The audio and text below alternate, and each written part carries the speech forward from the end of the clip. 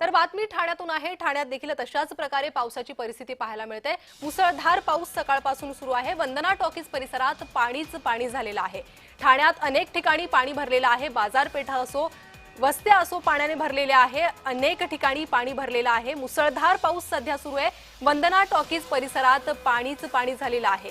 तर मुंबई शहरासह उपनगरात, महानगरात मुसळधार पाऊस सुरू आहे। रेड अलर्ट या भागांना देण्यात आलेला आहे।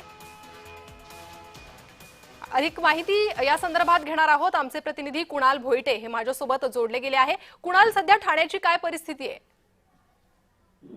प्रणिता, सकाळपासूनच पावसाचा जोर हा मोठ्या प्रमाणात ठाण्यावरती असलेला पाहायला मिळतोय आणि उपमुख्यमंत्री एकनाथ शिंदे यांनी देखील ज्या ठिकाणी पाणी साचायला सुरुवात झाली आहे किंवा ज्यांच्या घरामध्ये पाणी गेले अशांची पाहणी देखील केलेली आहे। मी सध्या वंदना बस डेपोच्या परिसरामध्ये आहे आणि आपण पाहतोय हा जो संपूर्ण रस्ता आहे, हा रस्ता वाहतुकीसाठी बंद करण्यात आलेला आहे। अजूनही ज्या लांब पल्ल्याच्या गाड्या आहेत त्या वंदना डेपोमध्ये तशाच उभ्या असलेल्या पाहायला मिळतात, कारण मागील अनेक तासांपासून जो पाऊस पडतोय त्या पावसामुळे या ठिकाणी नदीचं स्वरूप जे आहे ते आलेलं आहे आणि याच ठिकाणी बऱ्याच मोठ्या प्रमाणात गाड्या देखील अडकल्या होत्या। ज्या टीएमटीच्या बसेस आहेत त्या देखील अडकल्या होत्या, मात्र 2 तासाच्या प्रयत्नानंतर या गाड्या ज्या आहेत त्या हटवण्यात आलेल्या आहेत आणि हा जो रस्ता आहे, जो वंदनाकडून स्टेशनला जाणारा रस्ता आहे, हा संपूर्णतः बंद करण्यात आलेला आहे। बॅरिकेडिंग या ठिकाणी मोठ्या प्रमाणात करण्यात आलेली आहे।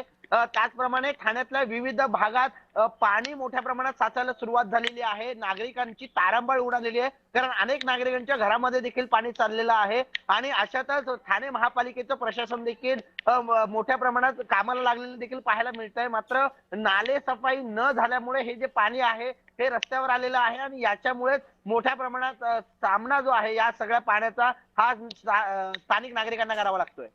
प्रणिता, कुणाल, जसं तुम्ही दाखवलंय रस्त्यावरची वाहतूक विस्कळीत झालेली पाहायला मिळते। तुम्ही ज्या ठिकाणी उभा आहे त्या ठिकाणी प्रचंड प्रमाणात पाणी भरलेलं आहे। जवळपास गुडघ्यापर्यंत हे पाणी येत असावं किंवा त्याच्याही वर अशीच काहीशी परिस्थिती ठाण्यातील रेल्वे मार्गावर देखील पाहायला मिळते। त्या दिशेने जाणाऱ्या लोकल सेवांवर परिणाम झालेला आहे। ठाण्याच्या रेल्वे वाहतुकी संदर्भात एकूण काय माहिती मिळते?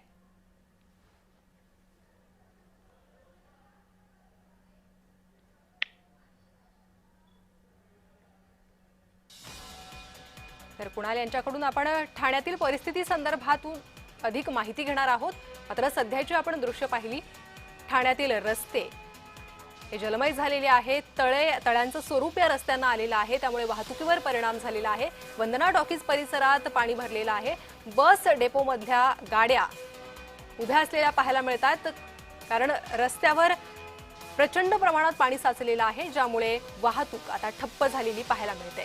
रेल्वे वाहतुकीवर परिणाम झालाच आहे, रस्ते वाहतुकीवर देखील आता हळूहळू परिणाम व्हायला सुरुवात झालेली आहे। मुंबईची लाईफलाईन समजली जाणारी रेल्वे वाहतूक ही ठप्प झालेली आहे। हार्बर रेल्वे मार्ग ठप्प झालेला आहे। मध्य रेल्वेची वाहतूक प्रचंड धीम्या गतीने सुरू आहे, तर इकडे ठाण्यातही तीच दृश्य पाहायला मिळत आहे।